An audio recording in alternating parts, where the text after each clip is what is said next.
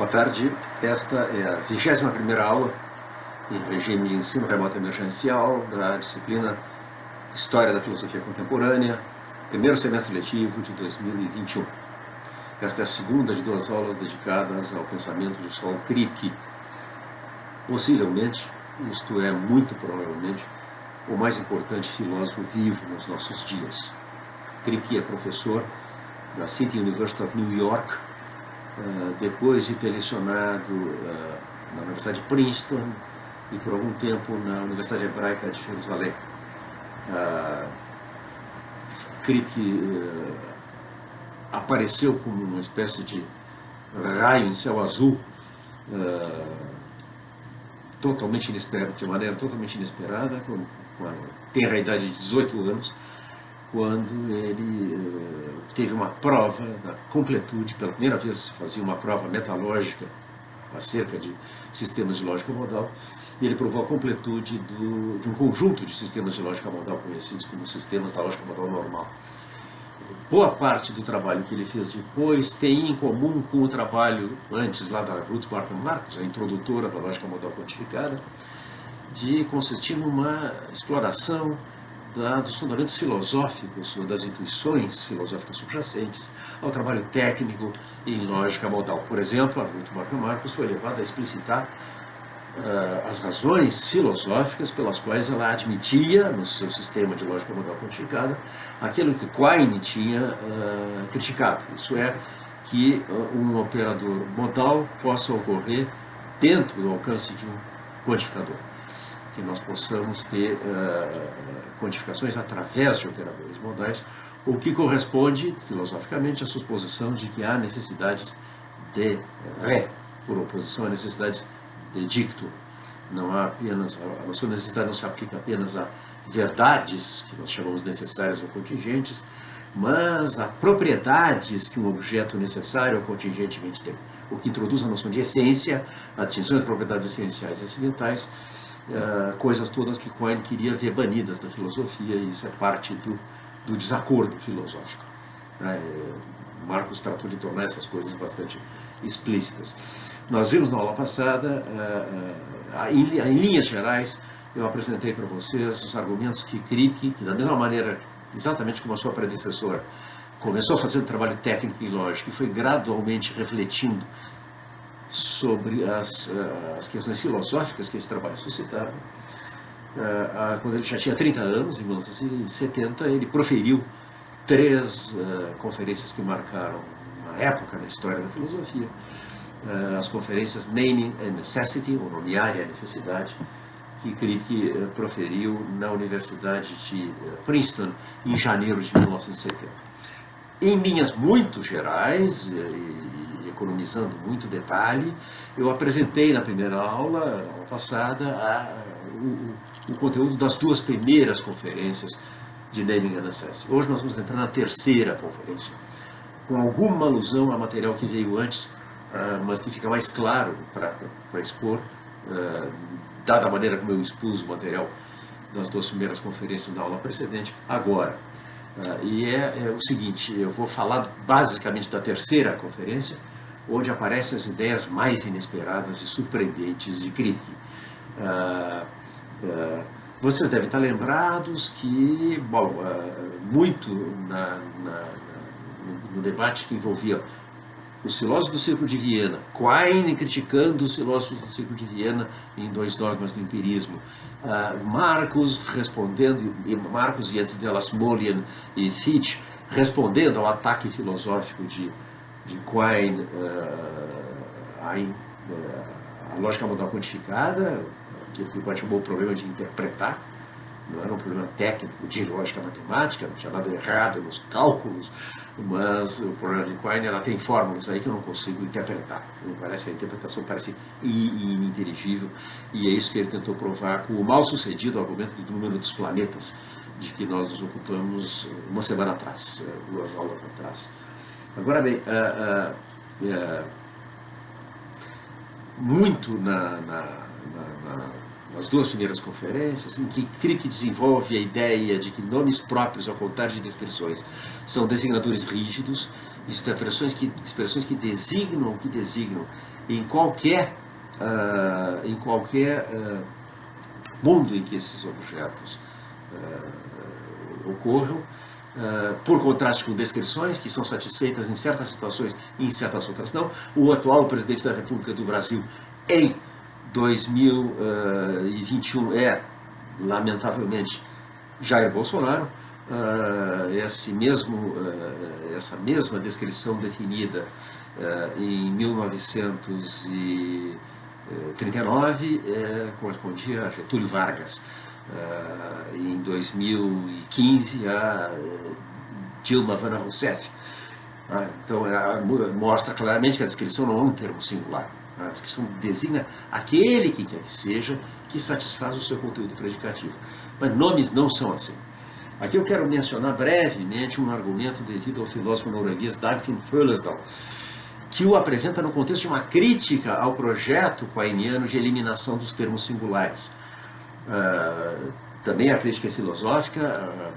Nós vimos esse projeto, como é que funciona, como é que Quine elimina o nome próprio Sócrates em favor da descrição definida o X, tal que X socratiza, aquele que socratiza.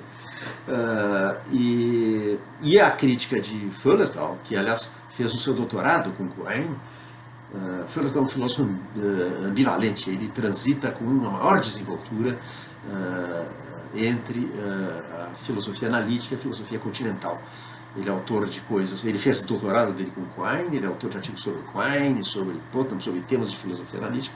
Ele também é autor de artigos sobre Husserl e Heidegger, por exemplo. Ele está perfeitamente à vontade nos dois ambientes, o que é muito raro. Ainda hoje é muito raro. Bom, Føllesdal contribuiu para um livro de ensaios sobre Quine, com um artigo intitulado Essencialismo e Referência, em que ele sustenta o seguinte: olha, não tem nada de errado tecnicamente com o procedimento de eliminação de termos singulares de Quine, mas a nossa linguagem não poderia prescindir de termos singulares. E Føllesdal, para justificar essa tese contra Quine,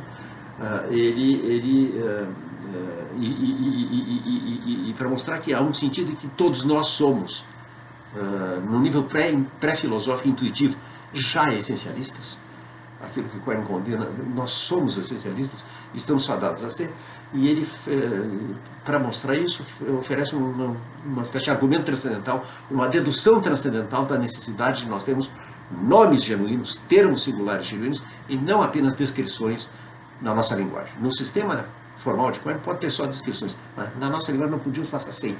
Por quê? E Føllesdal mostra isso a partir da investigação de algumas características transcendentais, é o caso de dizer, porque nós conhecemos a priori e necessariamente essas características, da nossa noção de um objeto espaço-temporal, de um objeto empírico. E basicamente para mostrar é que se nós temos uma noção de objetos espaço-temporais, nós precisamos usar nomes. E para isso, Føllesdal mobiliza essencialmente três teses, três observações gramaticais, diria Wittgenstein, sobre a noção de objeto. Primeira, objetos espaços-temporais transcendem o nosso conhecimento, usando uma expressão cara ao fundador da fenomenologia, Edmund Husserl. O que isso quer dizer? Que os objetos da nossa experiência têm propriedades que nós não conhecemos, que nós podemos vir a descobrir ou não, mas que estão aí aguardando descoberta. Isso é que nós conhecemos imperfeitamente os objetos da nossa experiência. Nós não sabemos todas as propriedades que são verdadeiras deste celular aqui, ou mesmo de um objeto tão mais simples como essa garrafa d'água. Tem inúmeras propriedades que nós não conhecemos, que não são as propriedades pelas quais nós a identificamos. Então, primeira coisa, os objetos espaço-temporais transcendem o nosso conhecimento. Nós não somos oniscientes. Segunda coisa, os objetos mudam. O objeto tem no tempo T1 propriedades que em T2 ele não tem mais. E em T3 ele não tem mais uma propriedade que ele tinha em T1. E mesmo assim, ao longo do tempo, nós continuamos pensando sobre esses objetos e expressando o pensamento sobre eles. E embora os objetos mudem, isso é, embora os conjuntos de propriedades que sejam verdadeiros do objeto se alterem, é sempre sobre esse objeto que nós estamos pensando ao longo do tempo. João era pequenininho, cresceu, João era cabeludo, perdeu os cabelos, se tornou calvo, João deixou crescer a barba, João engordou e emagreceu. Eu continuo falando de João, não importa as propriedades que ele trocou de profissão. Era advogado e se tornou professor de filosofia, era professor de filosofia e se tornou publicitário ou jornalista. Pouco importa no que diz respeito à minha capacidade de nomear João e de pensar acerca de João. Eu acompanho João, por assim dizer, ao longo do tempo, eu o rastreio ao longo da mudança de suas propriedades. Por fim, nós somos falíveis num outro sentido, que não é apenas que nós temos conhecimento incompleto, mas nós erramos. Nós formamos crenças falsas acerca dos objetos, crenças que a gente procura corrigir, retificar, quando encontra razões para pensar que elas não são corretas, mas ao longo do processo de revisão das nossas crenças, de mudança de opinião, é sobre esses mesmos objetos que a gente continua pensando, embora a gente atribua a eles outras propriedades que não atribuía antes, ou deixe de atribuir as propriedades que atribuía antes. Em resumo, nós temos, como fato da nossa experiência, 3 características: que objetos mudam, transcendem nosso conhecimento, mudam, e que nós somos falíveis, que nós nos enganamos acerca deles. E o resultado, a conclusão do argumento transcendental de Philosophia é o seguinte: uma linguagem apta a expressar pensamentos, como os pensamentos que nós efetivamente temos, acerca de objetos que, 1, transcendem o nosso conhecimento, 2, mudam, e 3, são tais que nós nos enganamos acerca deles, deve conter, para que esses pensamentos possam ser expressos, uma categoria de expressões que são aptas a, por assim dizer, ancorar no objeto e acompanhar o objeto ao longo do tempo e ao longo de mudanças no próprio objeto e na nossa relação epistêmica, na nossa relação cognitiva com o objeto. Essa categoria de expressões é a categoria dos termos singulares, e por isso eles não são elimináveis. Se nós devemos poder falar de objetos espaços-temporais, nós devemos dispor de termos singulares genuínos. Ora, a ideia de um termo que acompanha um objeto, quaisquer que sejam as descrições que o satisfazem, é precisamente a ideia cripiana de um designador rígido. O Philosophia escreveu esse artigo depois das conferências de Cripp e dá o crédito a Cripp. E a lição que eles trazem é que nós somos todos inocuamente, inofensivamente essencialistas. Dizia Cripp, que era a intuição fundamental, no fim do debate sobre o artigo de Ruth Marcus, o debate dela com Quine, lá em Harvard, em 1961, na transcrição do debate publicada na revista Síntese, Cripp dizia no fim, a última intervenção dele, ele tinha então 20 anos, algo assim, já estava na universidade, mas era um aluno de graduação, que supor nomes é aceitar o essencialismo. E nós vimos que linda aplicação fez dessa ideia o então colega de Cripp na Universidade Hebraica de Jerusalém, Avishai Margalit, no seu livro Ética da Memória, ao perguntar por que é tão embaraçoso esquecer o nome de uma pessoa. Por que todos nós passamos por um grande embaraço quando isso acontece? Embaraço que nós não experimentamos quando esquecemos se a pessoa tem tal ou qual propriedade, onde foi que eu conheci, que profissão exerce, que opiniões políticas tem, e assim por diante. Tá? Tudo isso eu posso não lembrar, não me causa embaraço, mas esquecer o nome, a gente fica... e aí tudo bem, e como é que está a família, e a gente... E como é que é o nome desse cara? E está na ponta da língua e não vem, e é uma angústia. E Margaret mostra, é porque esquecer o nome é como ter esquecido a pessoa.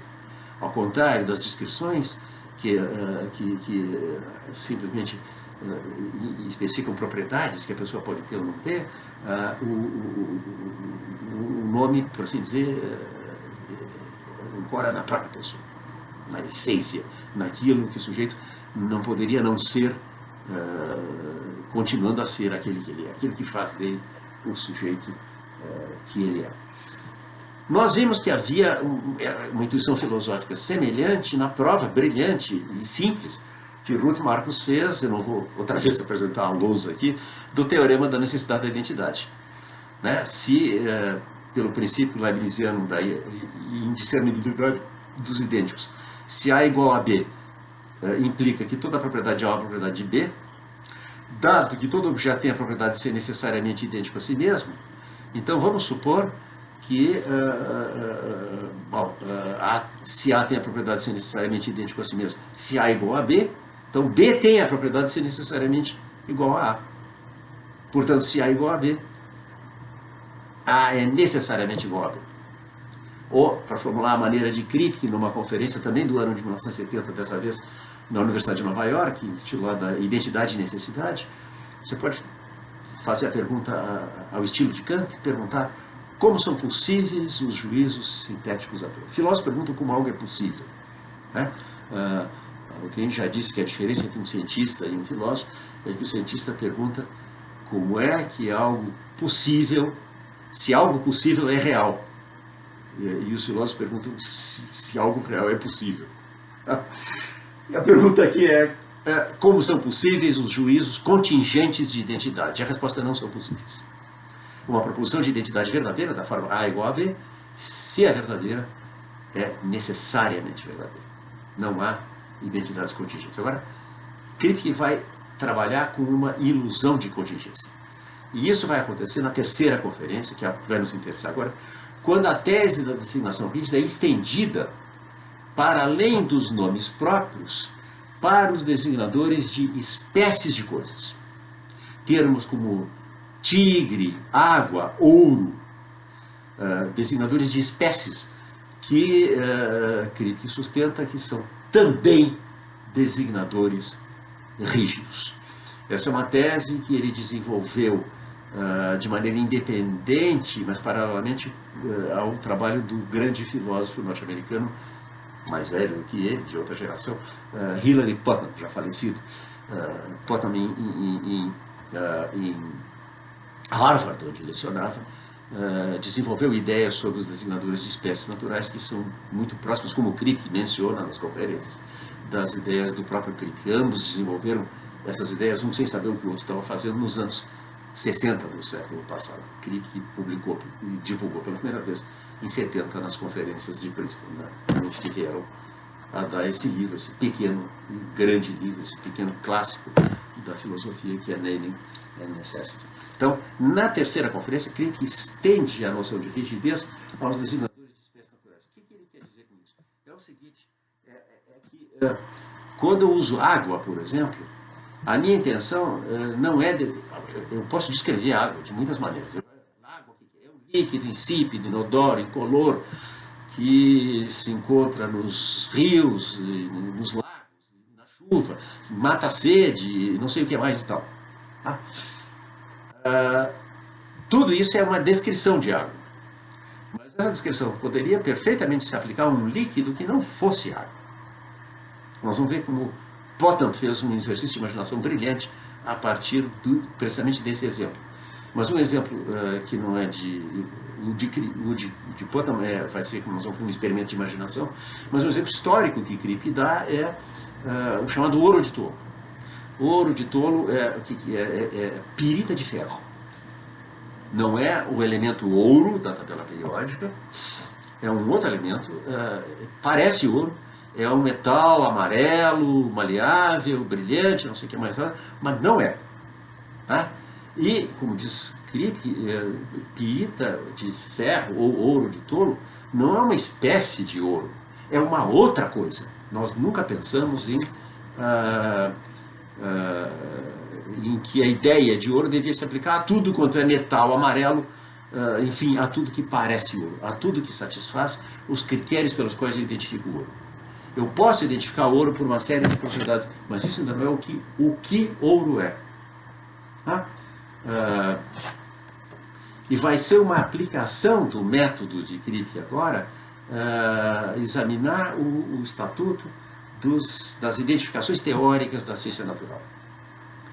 Porque se proposições de identidade, que são proposições em que dos dois lados do ocorrem designadores rígidos, se elas são verdades necessárias, caso sejam verdadeiras, e caso falsas, são falsidades necessárias. Então isso se aplica também aos designadores de espécie natural e às identificações teóricas da ciência natural. Em suma, se água é H2O, água, se isso é a essência da água, se os termos água e H2O designam a mesma coisa, então água e H2O é uma verdade necessária. Com esse pequeno detalhe de que é uma verdade necessária que nós não podemos conhecer a priori. E a Kripke introduz uma categoria sem precedentes na história da filosofia. Kripke sustenta que, lembrem da tabela, a tabela que estava lá no eixo do debate entre, como eu dizia há instantes, entre, eu lembrava, né, entre Quine e Kahn, os filósofos de Viena, e entre Smolin e Quine, e assim por diante. De um lado estava analítico, necessário e a priori, do outro lado estava contingente, estava sintético, contingente e a posteriori. E para os filósofos do Silviana não havia cruzamento entre as duas tabelas. Quine aceita que não há cruzamento, e precisamente porque ele rejeita a distinção analítico-sintético, ele rejeita as outras duas. Bom, Kripke vai sustentar que isso tudo é uma tremenda confusão. Ele não entra na questão da analicidade. Vamos conceder para o Quine que ele tem a razão, não é isso que está em jogo, mas Kripke sustenta que a distinção necessária e contingente é uma distinção metafísica, e a distinção a priori e a posteriori é uma distinção epistemológica, e essas distinções não podem ser amalgamadas. Essa é uma questão de método filosófico. Tá? E isso abre o caminho para cruzamentos entre as duas categorias. Em particular, para duas novidades que aparecem que não tem precedente na história da filosofia. Aí, nenhum dos precursores de Kripke, nem Marcus, nem Smolin, nem Fichte, sequer sonhou com isso. E Kripke dá exemplos, como nós vamos ver, verdades necessárias a posteriori, proposições verdadeiras, que todavia nós não podemos conhecer, necessariamente verdadeiras, verdades necessárias, que todavia nós não podemos conhecer a priori, mas só descobrimos empiricamente. E, ainda mais surpreendente, há verdades contingentes a priori. Há verdades contingentes, que não são necessárias, poderiam ser diferentes, mas que nós podemos saber a priori que são verdadeiras. Quando nós vamos aos exemplos. Para o caso da necessidade a posteriori, que é o que Kripke desenvolve com mais detalhe em Naming a Necessity, ele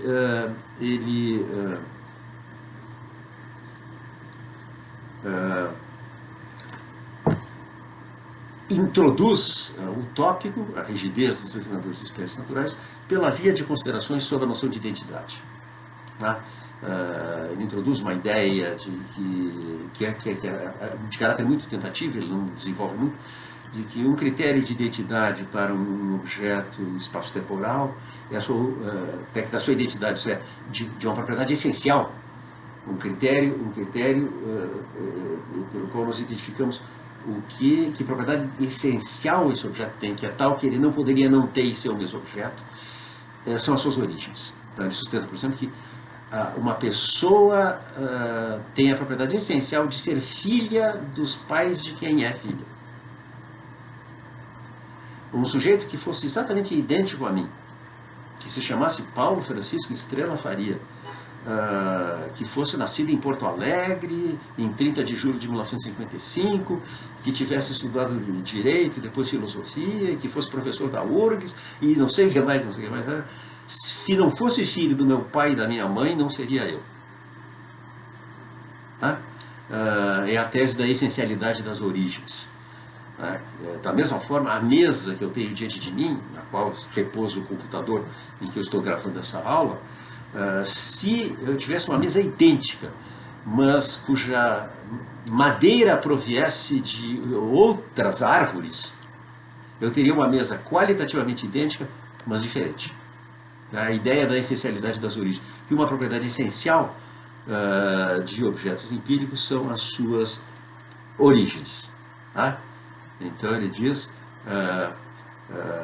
embora eu possa imaginar fazer uma mesa, estou lendo da terceira conferência, de uma outra porção de madeira, ou mesmo de gelo.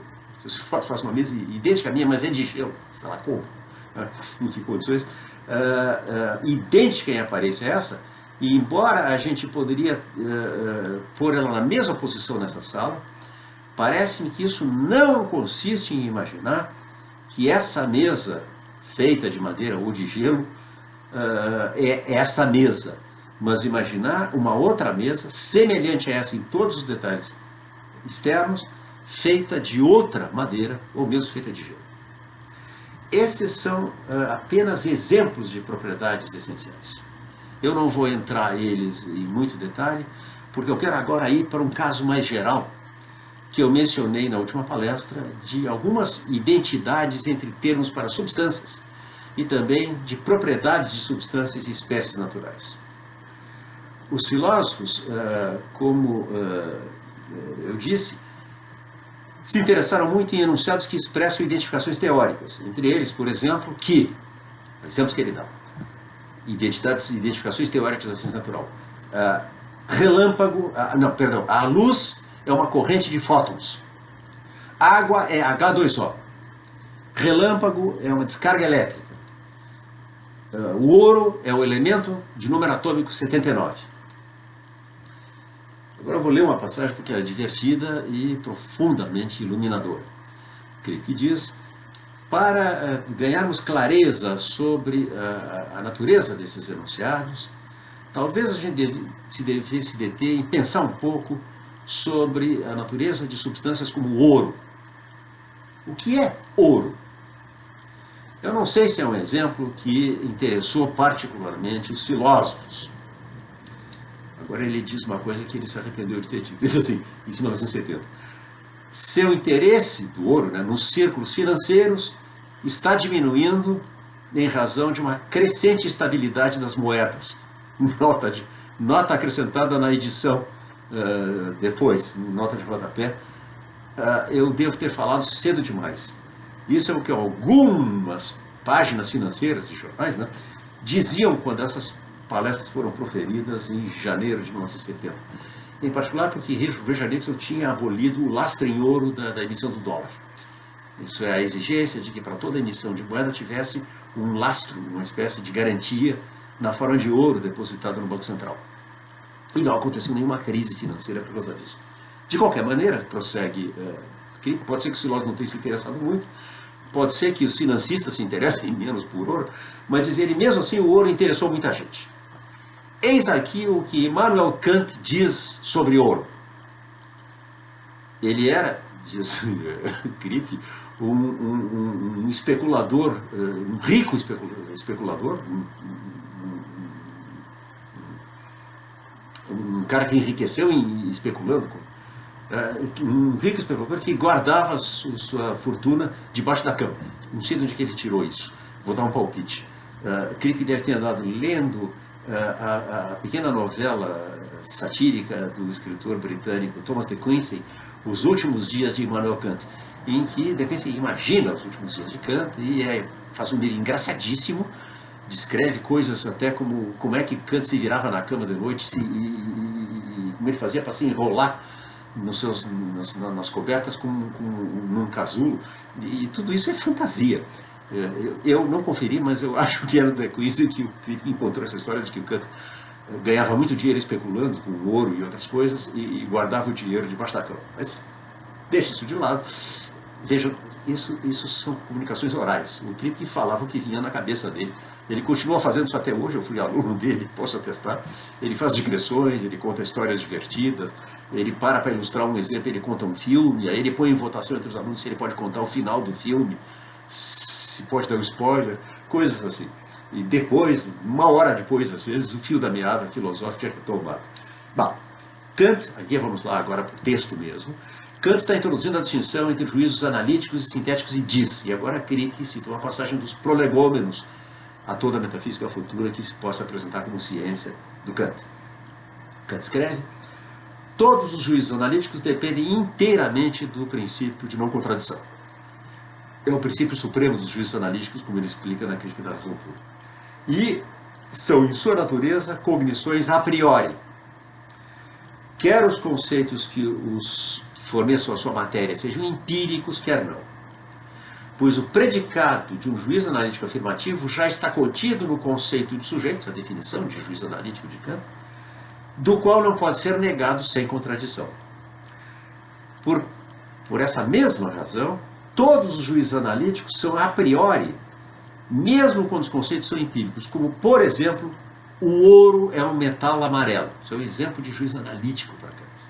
Tá?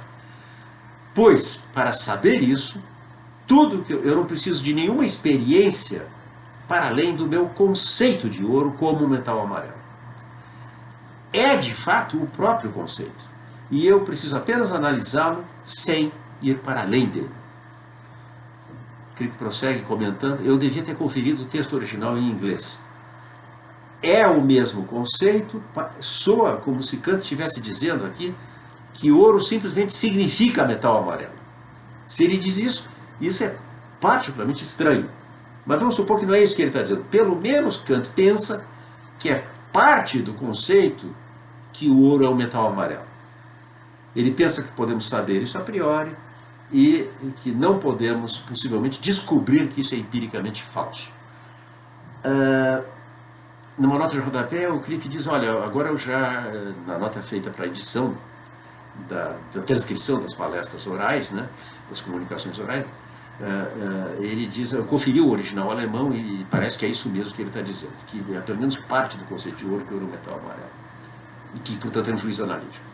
Agora diz Crick, Kant está certo a esse respeito.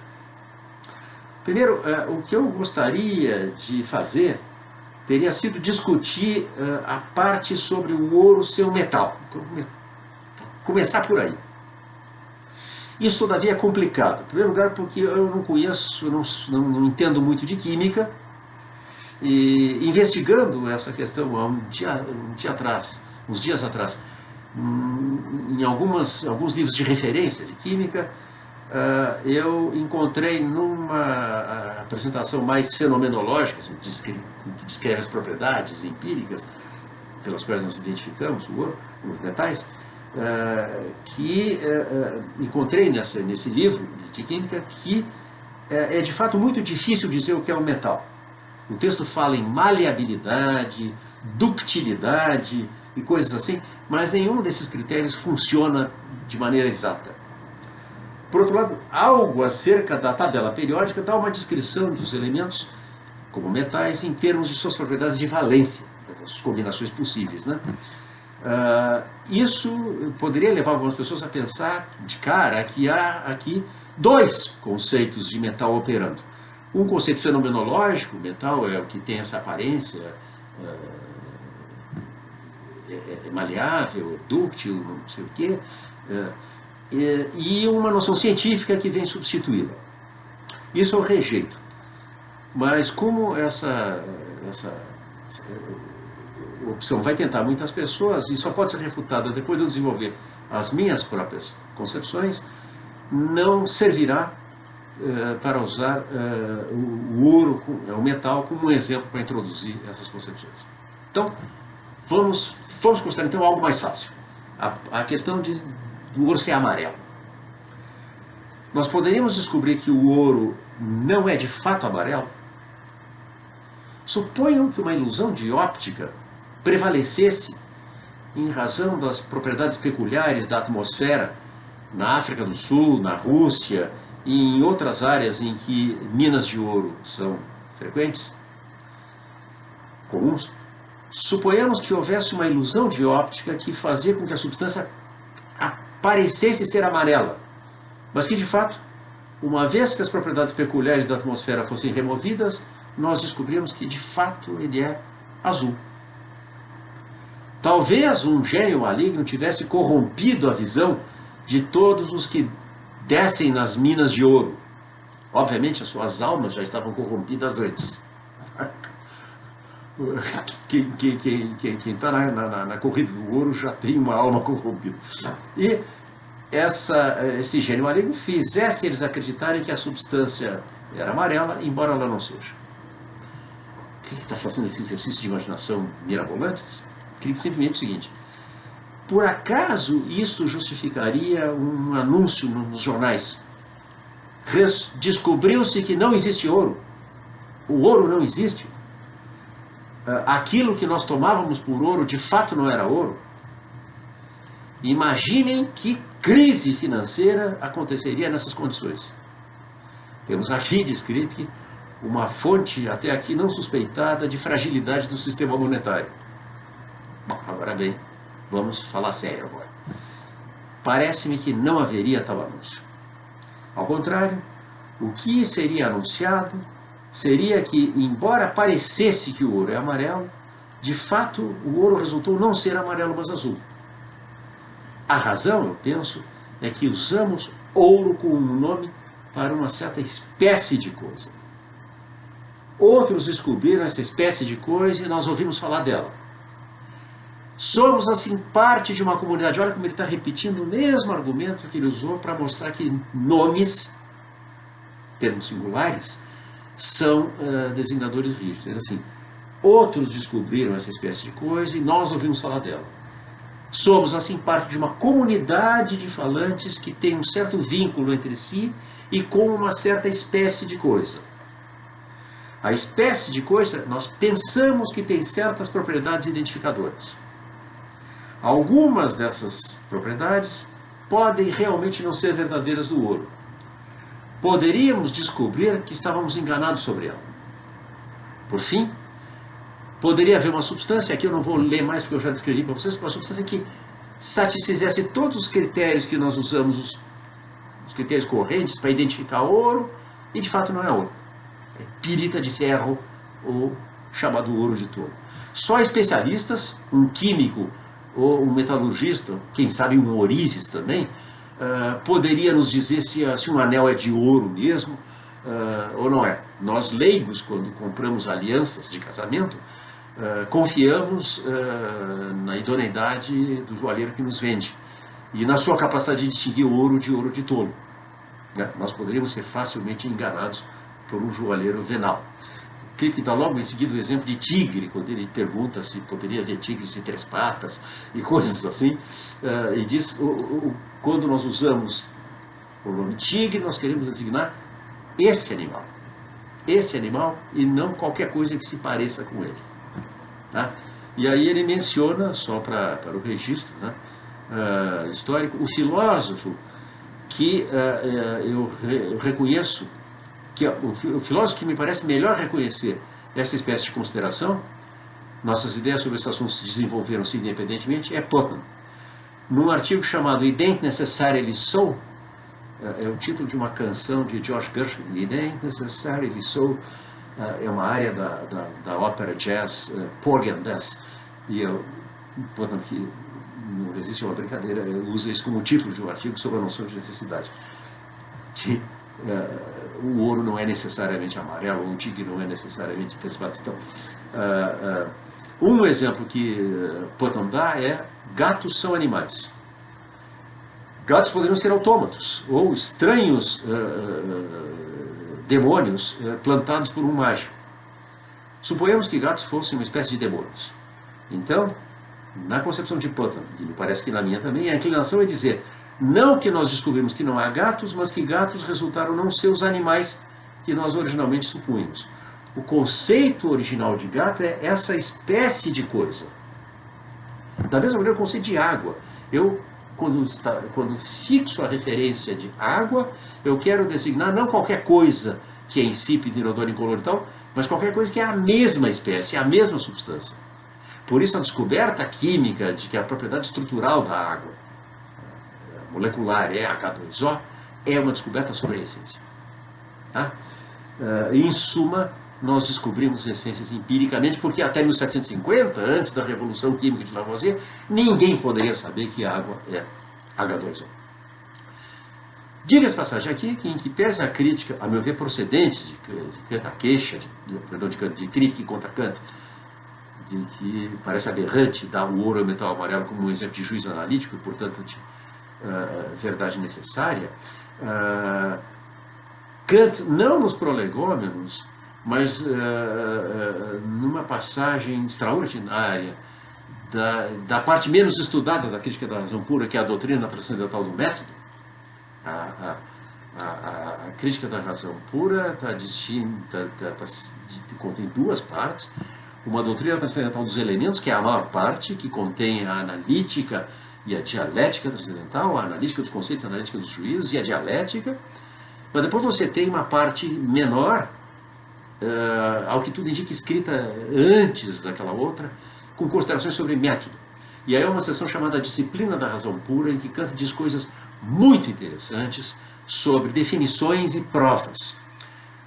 E na discussão sobre definições, Kant sustenta uma tese que estava assim, a um passo de chegar ao resultado de Kripke, de que existem juízos necessários a posteriori. E é quando Kant, explicando a noção de definição, sustenta categoricamente que conceitos empíricos não podem ser definidos. Por quê? Porque as notas características de um conceito empírico, as propriedades que algo tem que ter para cair na extensão daquele conceito, têm que ser descobertas empiricamente. Portanto, eu posso definir triângulo, mas eu não posso definir ouro e não posso definir água. Hilary Putnam conta que quando já vimos que Kripke diz, eu e Putnam aqui convergimos, estávamos trabalhando em paralelo, mas as nossas ideias convergiram. Putnam conta em algum lugar que quando chamaram a atenção para ele dessa passagem de Kant, que ele não lembrava de ter lido, a reação dele foi dizer, Kant continua roubando as minhas ideias. Kant estava a um passo de reconhecer a existência do necessário a posteriori. Na disciplina da razão pura com respeito às suas definições, vão lá, abram a sua crítica da razão pura e vejam se eu não tenho razão em fazer essa observação. Mas aqui tem uma coisa importante. Kripke sustenta que proposições como água e H2O. Ouro é o elemento de número atômico 79. Calor é energia cinética molecular. A luz é uma corrente de fótons, assim por diante. Se são verdadeiras, supondo que sejam, e é o que concorda com toda a nossa melhor ciência, supondo que são verdadeiras, são verdades necessárias. Mas tudo isso foi descoberto a posteriori.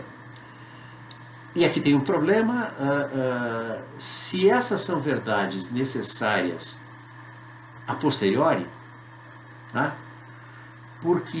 se são verdades necessárias, como explicar que a maioria dos filósofos, pelo menos no século XX, tenha pensado que são verdades contingentes? Porque isso foi o que pensaram Russell, Wittgenstein, Carnap, Quine e por aí vai.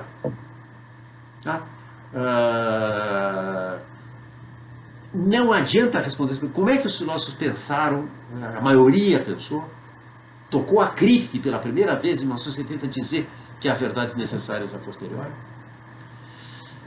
Não adianta responder, aqui tem uma coisa importante, um princípio de método, que é um princípio de integridade intelectual. Quem quer que sustente que as coisas não são como parecem ser, tem o ônus, a responsabilidade intelectual, o dever de integridade intelectual de dizer por que então as coisas parecem ser como não são. Se você diz as aparências enganam, você tem que dizer, você tem que explicar as aparências. Copérnico, ao sustentar que era a Terra que girava ao redor do Sol, incorreu na obrigação de explicar como é então que parece que o Sol gira ao redor da Terra, e ele tinha uma explicação. Tá? Então, anotem isso sempre.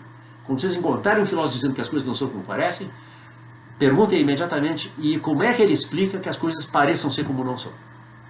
Se ele não faz isso, ele não está sendo honesto. Intelectual. Bom, Kripke é de uma integridade intelectual a toda a prova e ele passa a explicar. Ele tem que explicar, então, por que é que para a maioria dos filósofos pareceu que essas proposições, essas identidades teóricas da ciência natural, que Kripke sustenta serem verdades necessárias a posteriori, eram verdades contingentes. Não adianta simplesmente supor que toda a verdade descoberta a posteriori deve ser uma verdade contingente. Dizer que essa é a ilusão dos filósofos. Porque nós temos que explicar essa ilusão. Por que os filósofos pensaram que o que nós só podemos conhecer a posteriori tem que ser contingente? E aí, Kripke tem uma explicação. Ele tem uma explicação para a ilusão de contingência das identificações teóricas da ciência natural. Tá? E a ideia é a seguinte, né? É que nos casos paradigmáticos de necessidade a posteriori, como água é H2O, o calor é movimento molecular, a aparente contingência da identidade, porque para crer que elas são genuínas proposições de identidade e, portanto, sabemos desde Ruth Marcos verdades necessárias, a aparente contingência de identidade é explicada numa estratégia que voltaria a ser empregada por Putnam, como nós veremos,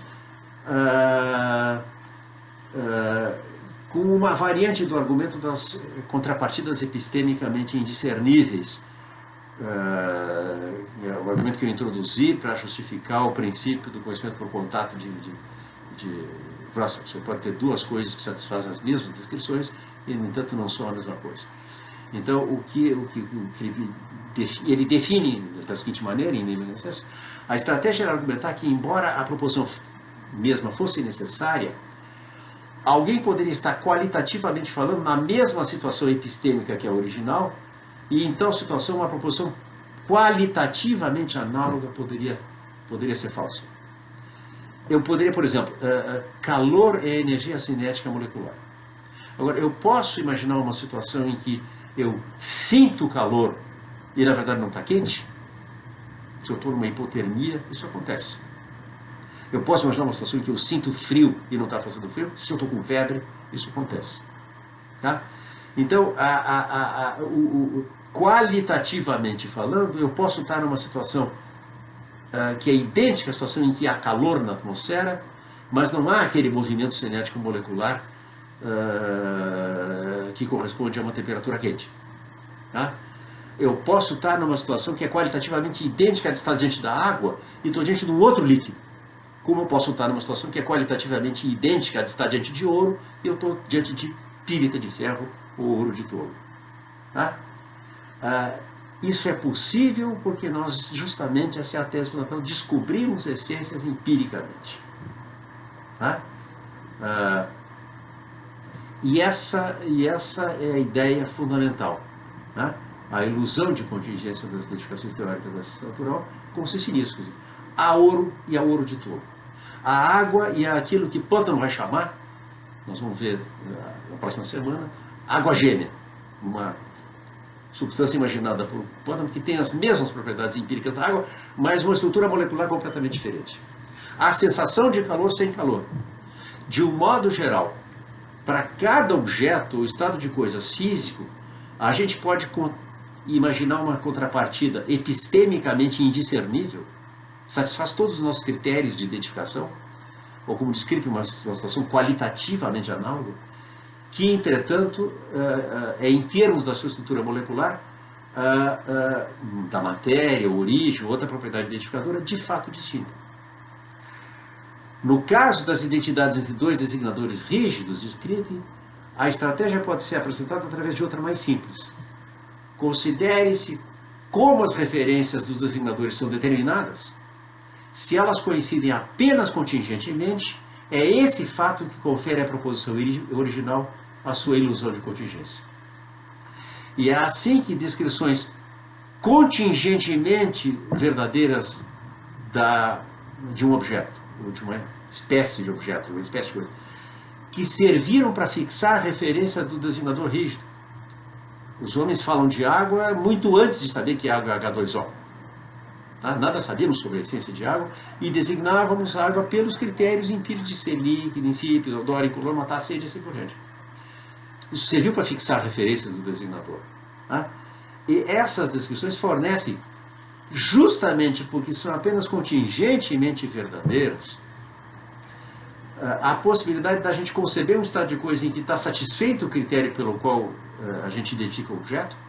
O ouro é o metal amarelo, como o Kant disse que era analítico, mas claro que não é, descreve. A água é um líquido insípido, inodoro, incolor que mata a sede, etc. O calor é um estado associado a uma certa sensação térmica, ainda que o objeto esteja ausente, ainda que eu não tenha água, não tenha ouro, não tenha calor. E é assim que chega a parecer que o calor poderia não ter sido movimento molecular. Porque a gente pode conceber um mundo possível em que o critério que a gente usa para reconhecer o calor, e mesmo a descrição contingentemente verdadeira desse fenômeno físico, que a gente usa para fixar a referência do designador calor, estão satisfeitas, ainda que nesse mundo não exista movimento molecular, não exista, portanto, calor. Tá? Então, essa é a explicação da ilusão de contingência das identificações teóricas da ciência natural. Eu tenho 2 temas ainda e eu vou estender essa aula um pouquinho mais do que a média das anteriores, que durou 1 hora, na expectativa de poder dar vencimento ao nosso programa. Especialmente porque, como eu vou lembrar no e-mail que eu vou mandar para vocês, dando o link dessa aula, nós vamos fazer uma mudança no nosso calendário e nós vamos antecipar a segunda prova do semestre. Tá? A segunda prova do semestre nós vamos realizar no dia 23. Portanto, a nossa última aula vai acontecer no dia 18, tá? Daqui a uma semana. Não daqui a uma semana, daqui a 2 semanas.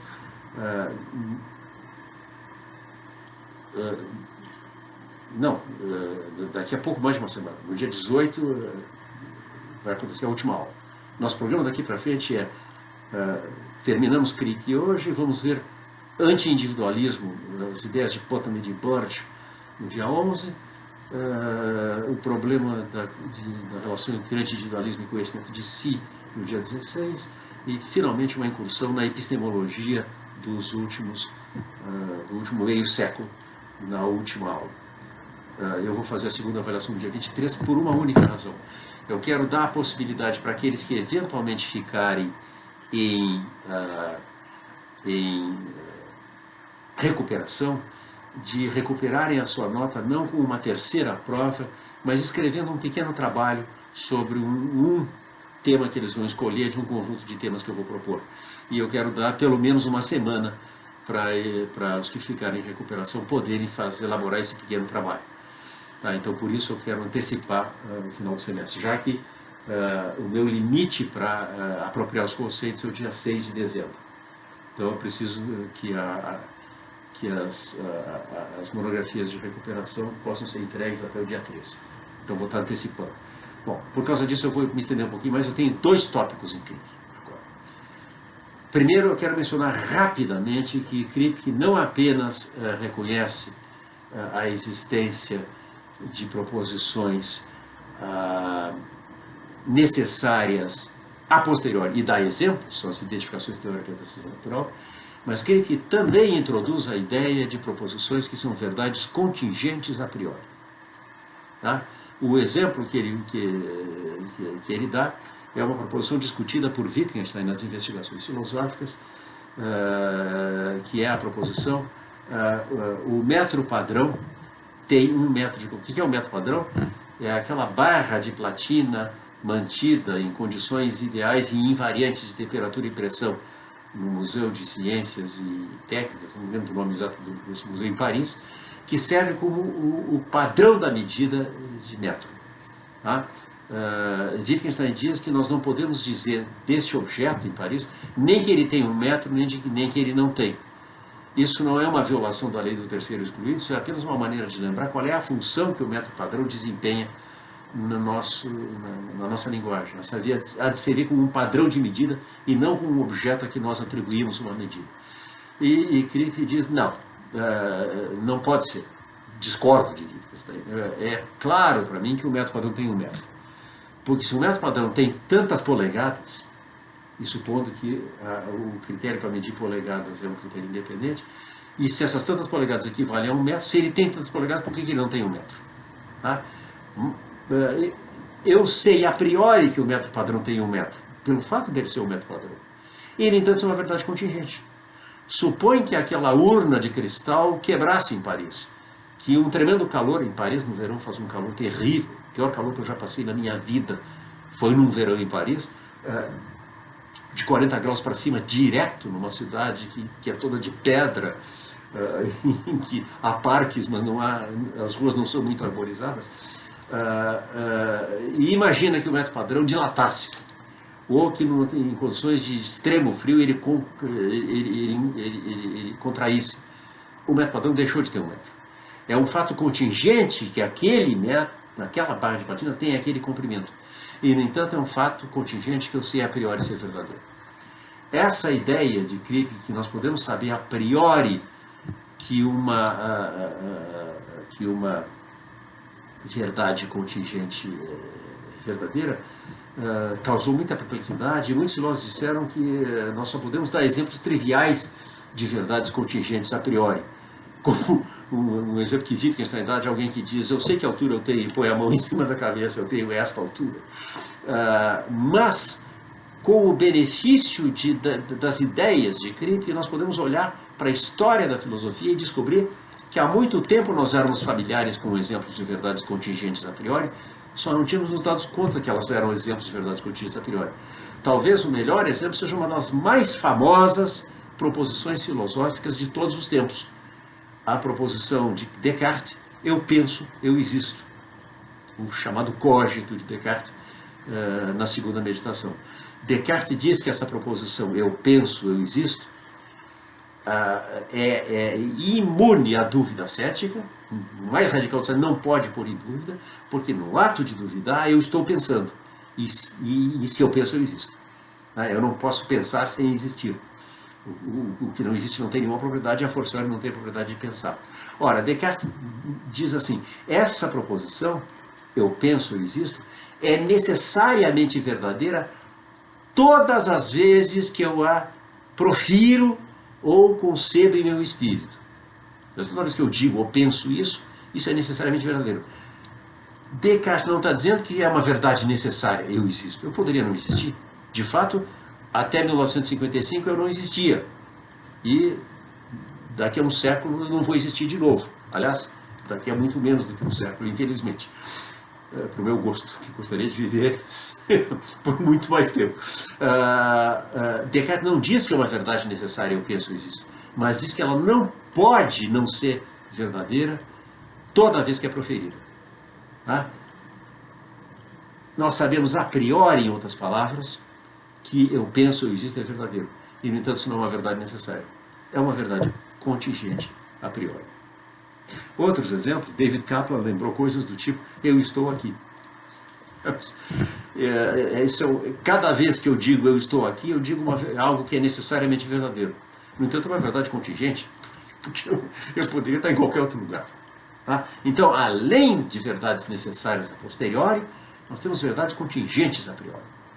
Não vou me deter mais no caso do contingente a priori, que foi muito discutido, porque eu quero entrar agora no último e o mais inesperado e surpreendente dos resultados de Kripke em Naming and Necessity, que decorre diretamente da sua explicação para a ilusão de contingência das identificações científicas. E é o fato de que Kripke extrai daí um argumento contra a tese da identidade corpo e mente. A tese que diz que todo estado mental, todo estado ou propriedade ou processo mental de um indivíduo é um estado ou propriedade ou processo do organismo desse indivíduo. Tá? Para usar um exemplo simplificado, que é uma caricatura de ciência cognitiva que usa, a tese da identidade corpo e mente, a tese do materialismo filosófico, é qualquer coisa do tipo: dor é idêntico a disparo da fibra C. A fibra C se eu tenho dor é porque alguma coisa está se passando no meu sistema nervoso central.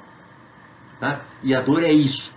A tese da identidade é essa. É que todo estado mental é idêntico a algum estado do organismo.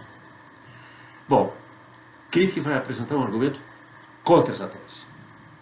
E o argumento consiste no seguinte: essa proposição, dor é igual a disparo da fibra C, uma fibra qualquer nas minhas redes neurais lá, se ela é uma verdadeira, é uma verdade necessária porque é uma proposição de identidade. Ela pretende identificar o que dor é. Se é uma verdade necessária, tá? É uma verdade necessária a posteriori. Tá? Agora bem,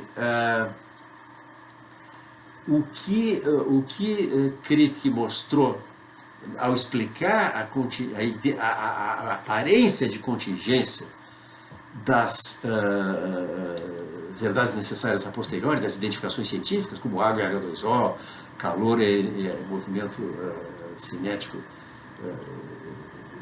movimento molecular, ouro, o elemento atômico de número 79, que eu posso imaginar uma situação em que eu estou na presença de algo que satisfaz os critérios pelos quais eu identifico o ouro, ou calor, ou água, e assim por diante, e não está na presença de calor, água e assim por diante. Tá? Isso é concebível, essa situação. E parece que quando eu concebo a situação em que eu tenho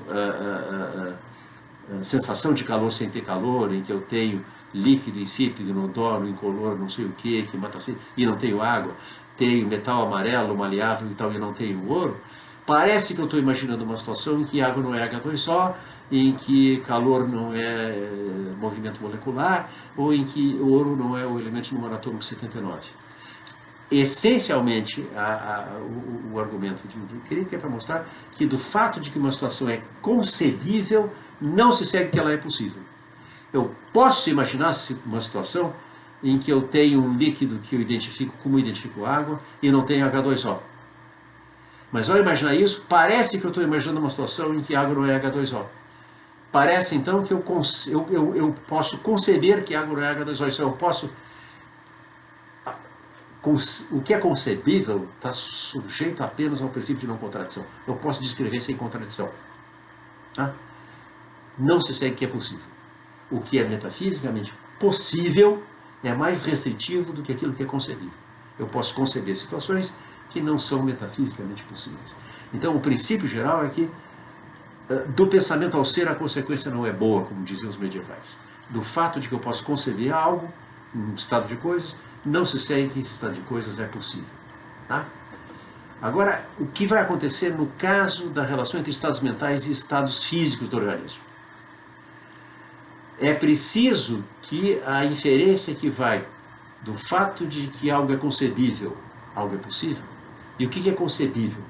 É a não identidade entre um certo estado mental, a dor que Paulo sentia às 3 da tarde, e um certo estado físico, o disparo da fibra C do sistema nervoso central de Paulo às 3 da tarde, e que a possibilidade de que essas coisas não sejam idênticas esteja imune à objeção de que a aparente validade não possa ser explicada por uma ilusão de contingência. Então, o que o Kripke trata de mostrar é que uma estratégia análoga de dissipação do que resultaria ser uma mera ilusão de contingência, neste caso bem especial, que é a tese da identidade corpo e mente, não está disponível. Em outras palavras, o argumento apela para uma quebra de analogia entre os fenômenos físicos e mentais no que diz respeito à possibilidade de situações qualitativamente análogas e que, no entanto, metafisicamente são diferentes. A tese de Kripke é que, para o caso dos estados mentais, não há hiato possível entre a satisfação do critério pelo qual eu identifico o estado mental e a ocorrência do próprio estado mental, uma vez que, como diz Kripke, o fenômeno mental é ele próprio, a aparência do fenômeno é ele próprio o fenômeno. Não pode haver hiato entre sensação de dor e dor. Dor é a sensação de dor. Não faz sentido imaginar que eu sinto dor e a dor não está presente. Não é como no caso em que eu sinto calor e não há calor. Não é como no caso em que eu vejo algo que é como água, mas não é água. Eu vejo algo que é como ouro, mas não é ouro. No caso dos estados mentais, o seu ser se esgota no seu aparecer.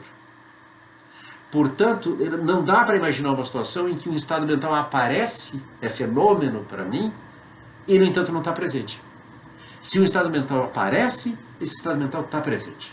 Kripke escreve assim: no caso do movimento molecular e do calor, há algo, a saber, a sensação de calor, que é o intermediário entre o fenômeno externo e o observador. No caso físico-mental, nenhum tal intermediário é possível, pois aqui o fenômeno físico é, por suposição, idêntico ao próprio fenômeno interno. O materialismo, em suma, a tese da identidade do corpo e mente, se fosse verdadeiro, devia ser uma verdade necessária. No entanto, diz que alguém pode estar na mesma situação epistêmica em que estaria se houvesse calor, mesmo na ausência de calor, simplesmente sentindo a sensação de calor. E mesmo na presença do calor, pode ter a mesma evidência que teria na ausência de calor, por não ter a sensação correspondente. O cara está com febre e sente frio. Está fazendo 32 graus aí e o cara está tiritando enrolado numa colcha. Tá?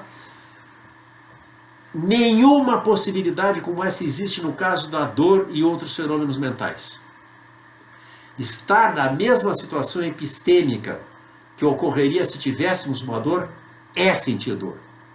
Estar na mesma situação epistêmica que ocorreria na ausência de dor é não sentir dor. Para o caso dos fenômenos mentais, portanto, o seu ser consiste em ser percebido. E é por isso que a descrição de um mundo possível em que o evento físico não se faz acompanhar de um evento mental, e nós podemos perfeitamente imaginar que eu tenho dor sem haver nenhum processo físico correspondente. Isso pode se descrever sem contradição. Tá? Aqui, essa possibilidade não pode ser explicada como uma ilusão de contingência da espécie que subjaz à crença arraigada na contingência das identificações teóricas de fenômenos físicos. Tá?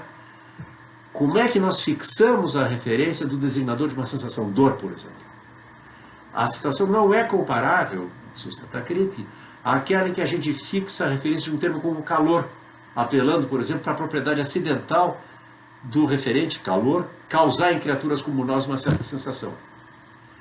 No caso desses, diz Crick, é possível que o fenômeno tivesse sido rigidamente designado da mesma maneira como um fenômeno de calor, e que a sua referência fosse igualmente distinguida por meio da sensação, sem que o fenômeno fosse calor, portanto, sem que fosse movimento molecular. Ao contrário da febre, é a hipotermia que o cara sente calor quando não está fazendo. Uma dor, por outro lado, não é distinguida por uma de suas propriedades acidentais. É antes distinguida pela propriedade mesma de ser dor, pela sua qualidade fenomenológica imediata. Então, não havendo hiato possível entre a sensação correspondente o fenômeno, o modo como aparece para nós um estado mental e o ser desse estado mental, não havendo hiato possível entre ser e aparecer, fica barrada a explicação de uma ilusão de contingência. Portanto, o materialismo, que se fosse uma proposição verdadeira, porque é uma proposição de identidade, devia ser uma verdade necessária, não é uma verdade necessária, porque é possível que calor, que, por exemplo, dor, não seja disparo da vibração. Em outras palavras, aqui a coisa é a seguinte: nós podemos supor que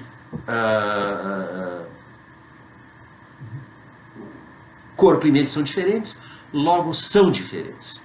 Isso é uma contraposição do teorema da necessidade da identidade.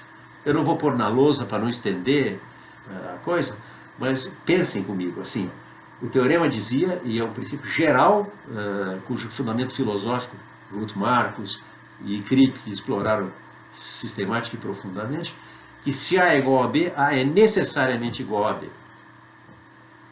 Por contraposição, se P implica Q, então não Q implica não P. É a lei da contraposição.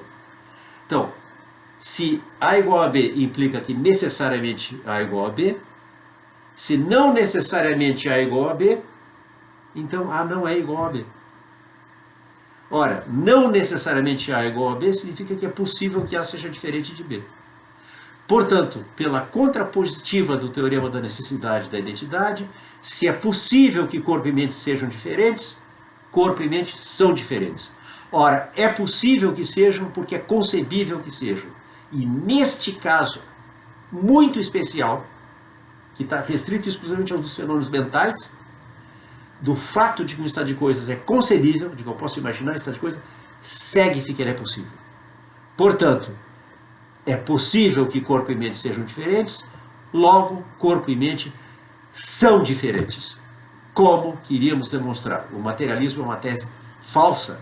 Corpo e mente não são idênticos. Aí chega Kripke. Ele não está defendendo nenhuma forma particular de dualismo corpo e mente. Como é que nós devemos pensar? Uma forma de dualismo clássico na filosofia é em Descartes. Você tem uma coisa extensa que é o corpo e uma substância extensa que participa das propriedades da extensão da matéria, e isso é o corpo, e você tem uma coisa inextensa cuja essência ou natureza consiste em pensar, que é a alma. É um dualismo de substâncias. Não precisa ser isso, basta ter um dualismo de propriedades. Tanto propriedades mentais como propriedades físicas são propriedades da mesma coisa. Essa mesma coisa é uma pessoa. Agora, uma pessoa, então não tem uma dualidade aqui de corpo e alma, você tem uma única entidade que é a pessoa, mas você tem uma dualidade de propriedades físicas e propriedades mentais. A tese materialista é que essas propriedades são idênticas, que toda a propriedade mental é uma propriedade física. E é essa tese que Kripke pretende ter refutado com o argumento da última, das 3 conferências de Neyman. Era a coisa mais inesperada. Você começa falando sobre o comportamento de nomes próprios e você termina provando que corpo e mente não são idênticos. Tal é a caixinha de surpresas que em 3 aulas memoráveis, em 3 tardes inesquecíveis, em janeiro de 1970, em Princeton, Kripke abriu para a filosofia. Isso encerra a nossa discussão de Kripke. Em outras circunstâncias, nós poderíamos examinar com mais detalhes esse argumento de Kripke, ver se existe uma maneira talvez de resistir a ele, que concepção Kripke tem da fixação da referência dos designadores de sensações, que está na base desse argumento, mas a minha tarefa era simplesmente expor, e com essa exposição dar uma ideia de por que Kripke é tão importante.